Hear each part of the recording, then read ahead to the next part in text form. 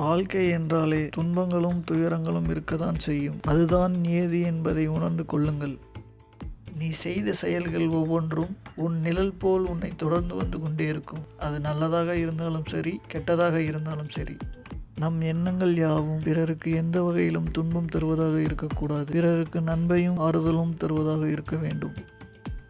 போரில் 1000 பேரை வெல்வதை காட்டிலும் சிறந்தது உன் மனதை நீ வெற்றி கொள்வது. ஒருவன் என்னை இகழ்ந்து பேசினான், ஒருவன் என்னை அடித்தான் என்று அடுத்தவரை பற்றியே ஒருவன் நினைத்து கொண்டிருந்தால் அவனுடைய கோபம் ஒருபோதும் தணியாது. ஒன்றும் தெரியாது என்று நினைப்பவனுக்கு கொஞ்சமாவது அறிவு உண்டு. ஆனால் எல்லாம் தெரியும் என்று நினைப்பவன் முழு மூடன். அதிகமாக பேசுவதால் மட்டும் ஒருவன் அறிஞனாகி விட மாட்டான்.